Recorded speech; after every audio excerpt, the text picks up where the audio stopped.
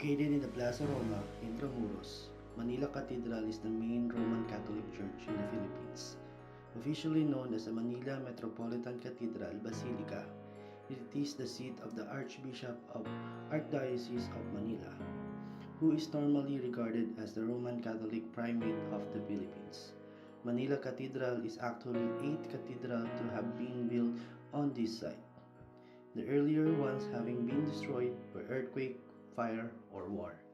In its first years, 1571 to 1579, the site of the present-day Manila Cathedral was a parish church known as the Church of Manila, and it was governed by the Diocese of Mexico. In 1581, the first Manila Cathedral was built and consecrated on the site of the former Church of Manila. The materials used were nipa, wood, and bamboo, readily available materials that were used in building houses at this time. This cathedral was damaged by a typhoon in 1582 and then was destroyed by fire just 2 years later in 1583. The second cathedral was then built on this site, this time of stone, 1591 to 1592. But it too only lasted a few years when it was almost completely destroyed by an earthquake in 1600. The third cathedral was then built. Construction was finally finished in 1614, complete with 3 naves, 7 chapels, and 10 altars. But it was damaged and its structures weakened in an earthquake in 1621. Then the entire cathedral was destroyed in 2 massive earthquakes in late 1645. Fourth cathedral was now built. Construction began in 1654 under Archbishop de Poblete and work continued until 1751. By the early 1700s, the cathedral fell into a dilapidated state and it was decided that a complete restoration was required. Juan de Uguccione, a Florentine architect and engineer, was engaged to partly demolish and then reconstruct the Fifth Manila Cathedral. The earthquake of 1862 caused quite of damage, including to the front facade.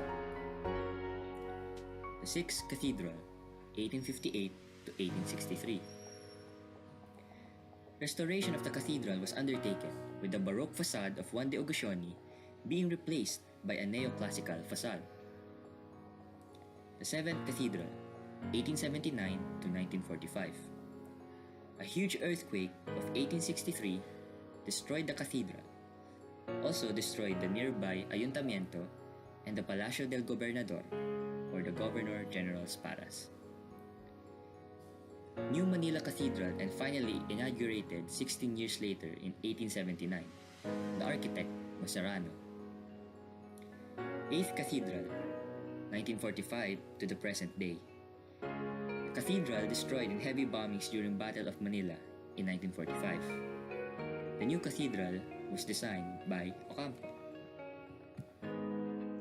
The architecture of the current Manila Cathedral is in the Romanesque Revival style.